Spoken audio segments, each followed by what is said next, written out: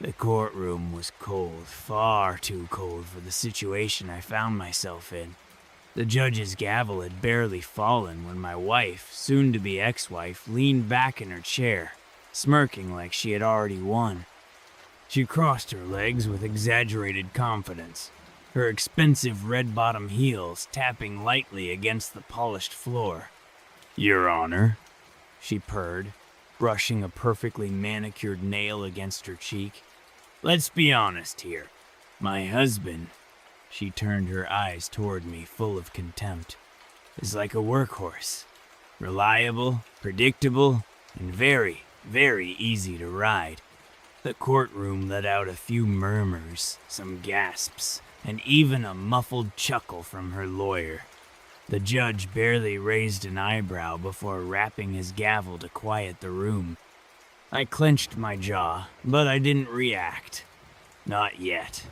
She was putting on a performance, and I wasn't about to give her the satisfaction of seeing me lose my temper. The divorce had been her idea, of course.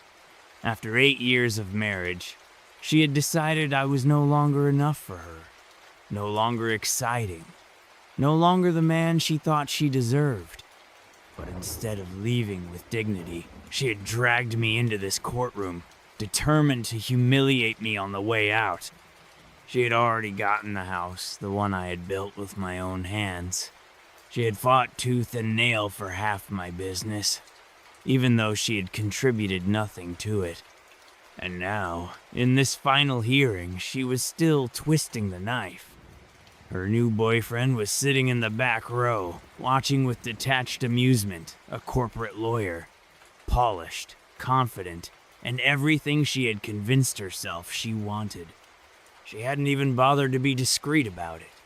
I had caught them months ago, in our own bed, wrapped in sheets I had paid for. But I wasn't going to crumble, because what she didn't know was that this trial wasn't the final battle. It was just the setup. Her lawyer, a smug-looking man in an expensive suit, stood and adjusted his tie. "Your Honor, my client merely wishes to express her concerns regarding Mr. Hayes' ability to provide alimony in the long term. She made significant lifestyle sacrifices while married to him, and she deserves fair compensation for those years. Sacrifices that was rich." Judge Reynolds peered over his glasses at me. "Mr. Hayes, do you have a response?" I took a slow breath, gripping the edge of the table in front of me. This was the moment. Slowly, deliberately, I reached up and unbuttoned my dress shirt. The courtroom went silent. Even the judge tilted his head, clearly curious about what I was doing. I didn't rush. I wanted every second to stretch. One by one, I undid the buttons, then shrugged off the shirt completely. And that's when the gasps started. Even my wife's smirk vanished. Her boyfriend's amused expression turned into something else, something like unease. Because standing there in the cold air of the courtroom, I was unrecognizable from the man my wife had been mocking. The last time she had really looked at me, I had been soft, comfortable. A man who had spent too many years working, providing, sacrificing, but not taking care of himself. I had been easy to ignore, easy to cheat on. But the man standing before them now, broad, powerful, completely transformed. I had spent months preparing for this. Hours at the gym, training relentlessly, pushing my body until the pain became a companion. The weight I had once carried in stress and exhaustion had been replaced with lean, disciplined muscle. Scars lined my torso, the kind you don't get from an easy life. And most importantly, right over my heart, I had gotten a tattoo. The ink was fresh enough that the colors were still settling, but it was bold and deliberate. A workhorse breaking free of its chains. The symbolism wasn't lost on anyone, especially not my wife. She was staring her eyes wide, her mouth slightly open. Her lawyer recovered quickly. Your Honor, I fail to see how this is relevant to. I cut him off, my voice calm, steady but cold as steel. You want to talk about sacrifices? I turned to the judge. For 8 years, I gave everything to this marriage. I worked overtime so she could quit her job and find herself. I paid for her shopping sprees, her fancy vacations, her cosmetic procedures. I even put her name on my business, thinking we were a team. I shifted my gaze back to my wife, watching the color drain from her face. And how did she repay me? I gestured toward the man in the back row. With him. A few murmurs swept through the courtroom again. Her lawyer tried to object, but Judge Reynolds held up a hand. Let him speak. I nodded in appreciation before continuing. You called me a workhorse, huh? My lips curled into a slow, deliberate smirk.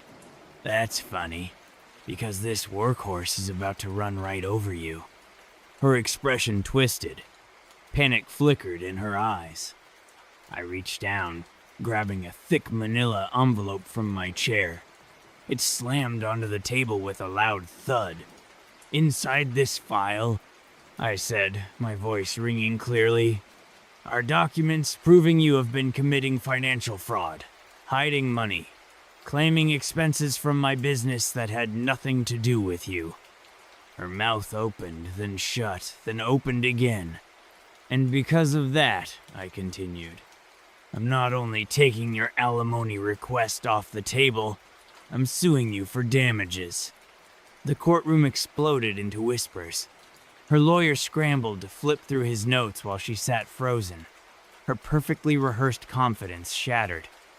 For the first time in months, I saw something new in her eyes. Not arrogance, not amusement, but fear. And we weren't even done yet, because the best part, this was only the beginning. The weight of my words still hung heavy in the air. My soon-to-be ex-wife sat frozen, her nails digging into the polished wood of the defense table. Her carefully crafted mask of arrogance was starting to crack. The confident, dismissive smirk she had worn moments ago had been replaced with something far more satisfying panic. Her lawyer, no longer smirking either, shuffled through his papers, clearly unprepared for the storm I had just unleashed. Your Honor, he stammered, adjusting his tie. I'd like to request a short recess so we can review these. Judge Reynolds held up a hand, silencing him. Not yet. His sharp gaze turned to me. Mr. Hayes, you're saying you have evidence that Mrs. Hayes committed financial fraud? I nodded, keeping my posture calm and composed, even though I could feel my heart pounding in my chest. Yes, Your Honor. Concrete proof. And with that, I opened the manila envelope, revealing page after page of bank transfers, falsified business expense reports, and hidden credit card statements all under my wife's name. It had taken months to put this together. When I first discovered she was cheating, I wasn't just angry, I was focused. I knew I couldn't just walk away from this marriage with nothing. Not after everything she had done. So I did what she never thought I was capable of. I outplayed her. I hired a forensic accountant, someone who specialized in exposing financial deception, and what they found was staggering. She had been slowly siphoning money from our joint accounts, covering her tracks by labeling them as business expenses, vacations with her boyfriend listed as client networking, thousands of dollars in designer clothes filed under professional wardrobe, even a down payment on an apartment in her name where, I'm guessing, she planned to start her new life after bleeding me dry. And the best part? She had signed everything herself. Judge Reynolds flipped through the documents, his face unreadable. But I didn't miss the way his eyes narrowed slightly. Mrs. Hayes, he finally said, looking up over his glasses. Do you have an explanation for these? I turned to my wife, giving her the full force of my calm, unwavering stare. She had always been good at lying, but now she was scrambling. This is ridiculous, she blurted out, laughing shakily.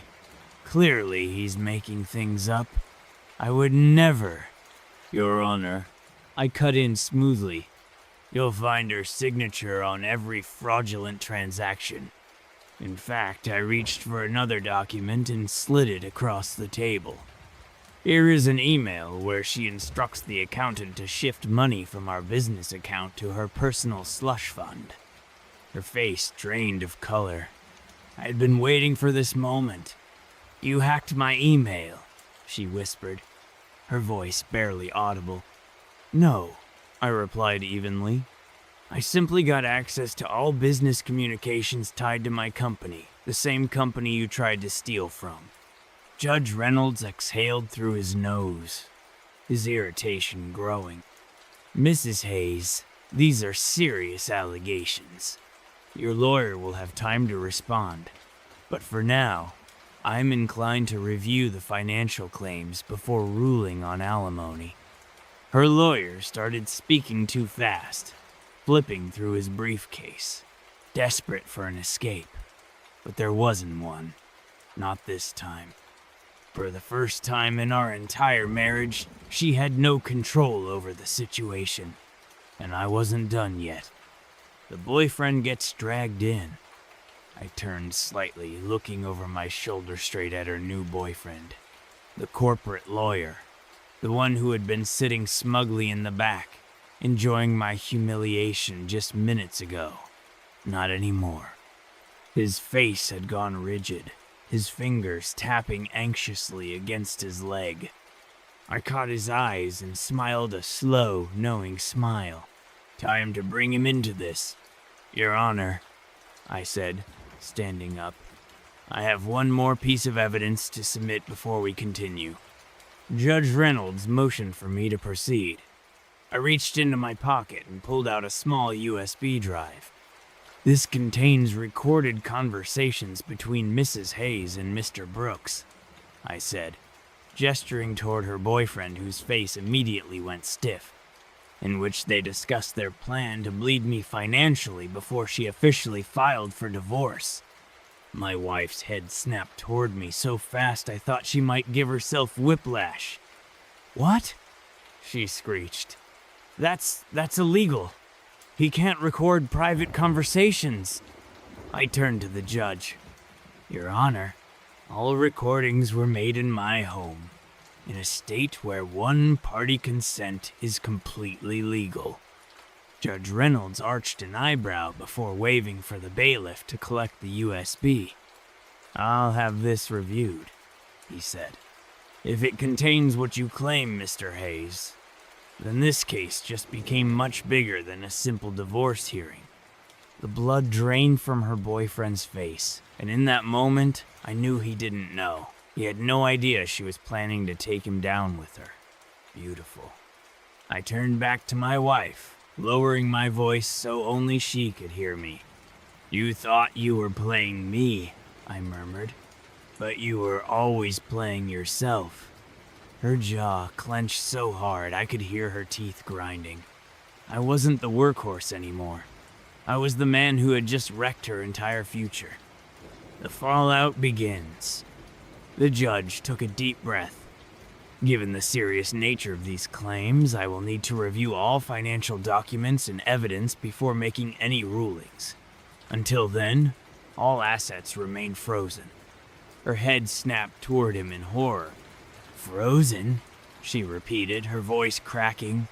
Yes, Judge Reynolds said flatly, which means you cannot access your bank accounts, your business shares, or any joint assets until this case is concluded. Her hands were shaking now. She turned to her lawyer. Do something, she hissed. He just rubbed his temples, looking utterly defeated. Meanwhile, I sat back down, perfectly calm, perfectly composed, and watched the reality of her situation finally settle in. She had been planning to walk away wealthy and victorious. Instead, she had just been cut off completely. And her boyfriend? He was already checking his watch, looking like he wanted to be anywhere but here. I glanced at him again, smirking slightly. He wouldn't last. She was about to learn just how quickly men like him run when the money dries up.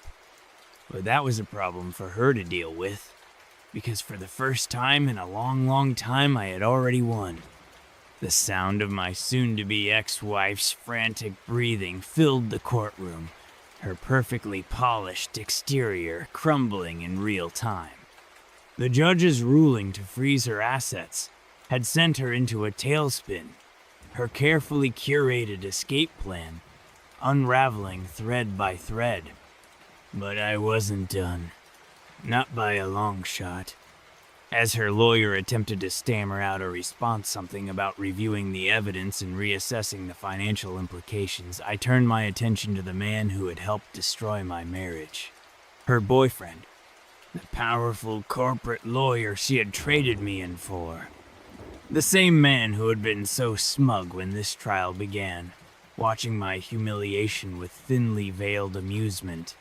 Now he looked like he wanted to disappear. I leaned back in my chair, giving him a knowing smirk.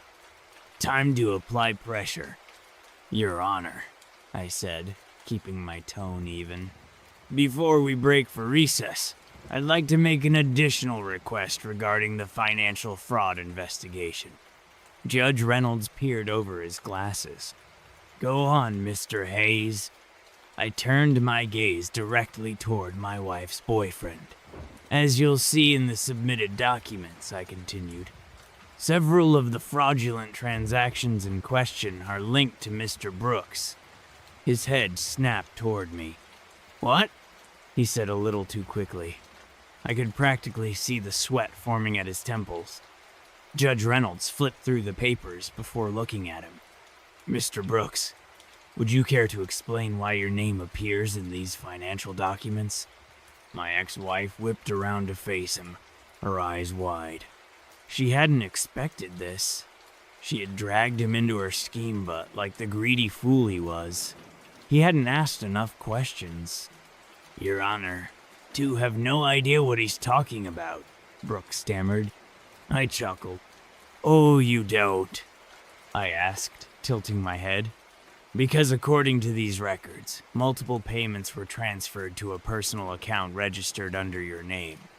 Including, I picked up another sheet, a very generous consultation fee, labeled under legal services. Judge Reynolds raised a brow.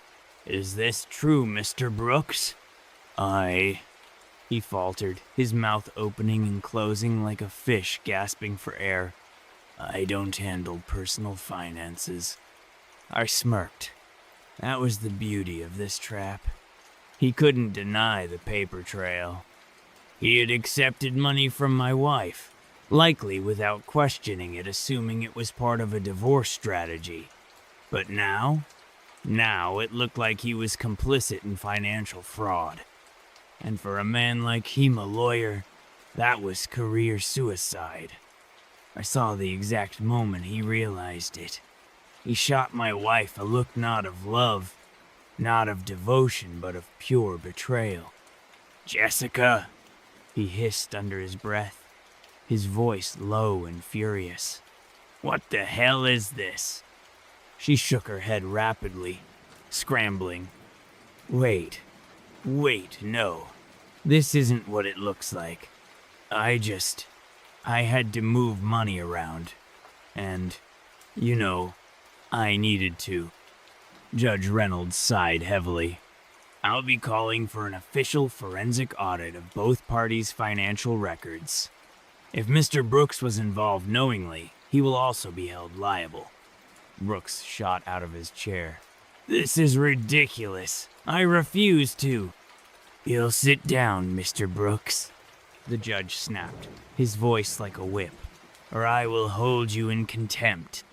Brooks froze, His entire career was suddenly on the line. And Jessica? She finally fully understood what I had done to her. Her money was gone, her assets were frozen, and now the man she thought was her upgrade was about to abandon her. I settled back in my seat, my heart steady, my hands relaxed. It was over.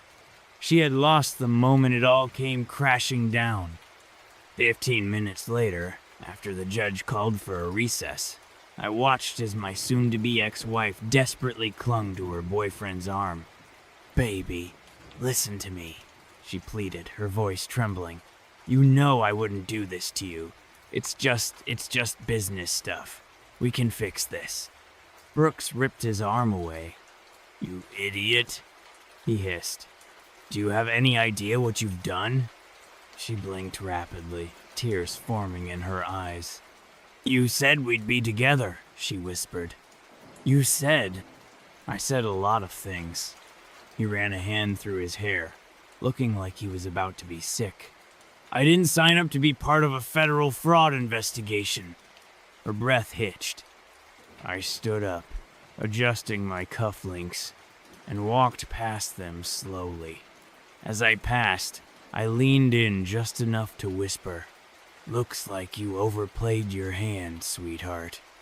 She turned on me, eyes blazing with fury. "You think you won?" She spat, her voice shaking. "You think this makes you a man?" I smiled, a slow, measured, victorious smile. "No," I said, slipping on my jacket. "I think this makes me free." And then I walked away, while she stood there broken, with no money, no power, and no one left to save her. Aftermath. A taste of her own medicine. A week later, I got a text from an unknown number. I opened it. It was Jessica. "Jessica, I made a mistake. Jessica, please, I just want to talk. Jessica, we can fix this." I laughed. Not a bitter laugh. Not an angry laugh. A free laugh. Then, without hesitation, I deleted her message. I didn't need to respond. I had already said everything I needed to say. The moment I deleted Jessica's message, something shifted inside me. For the first time in months now, years, I felt light, unburdened, free. The woman who had once held every part of my life in her grip was nothing to me now. Just a name in a court file. A lesson in betrayal. And yet, her downfall wasn't over. Because while I had walked away victorious, she still had everything to lose. The aftermath. Public humiliation. The next few weeks were a storm for Jessica. First came the financial audit. The court launched a full investigation into her fraudulent transactions, and as expected, the evidence was undeniable.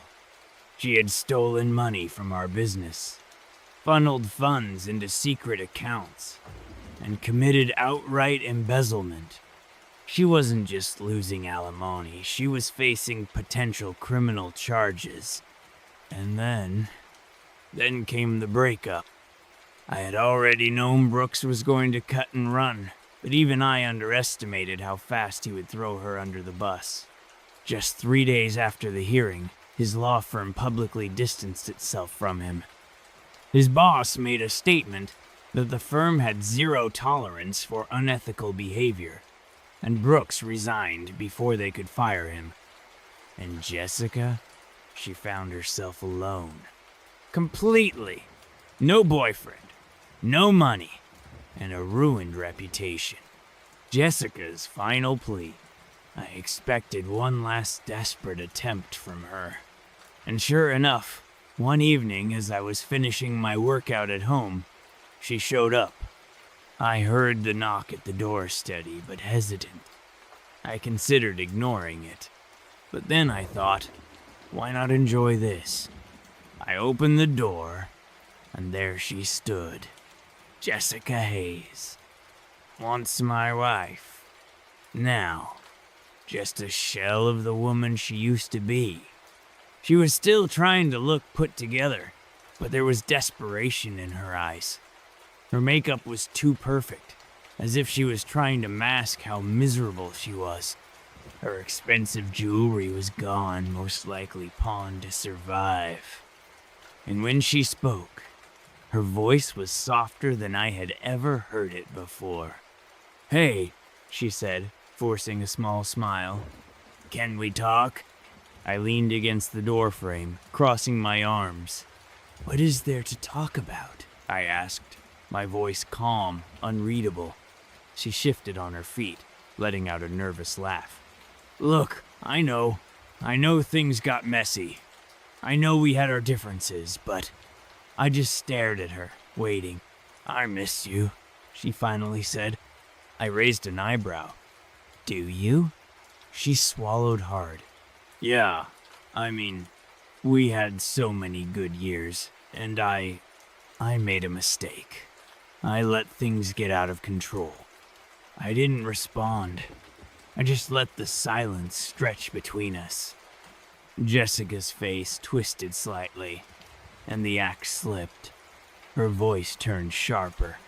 "Damn it. Can't you just stop being so smug for 5 seconds? I'm trying here." I chuckled.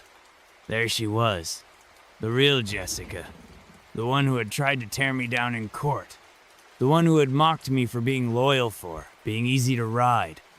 Now she wanted me back. I tilted my head slightly. "You don't miss me," I said plainly. "You miss the life I gave you." Her lips parted slightly, like she wanted to protest, but she didn't, because she knew it was true. "I have nothing left," she admitted, her voice breaking. "No money, no one to turn to. I just need a little help, just until I get back on my feet." I almost laughed. The audacity. But I didn't give her the reaction she wanted. Instead, I reached into my pocket, pulled out my wallet, and handed her a $1 bill. She stared at it.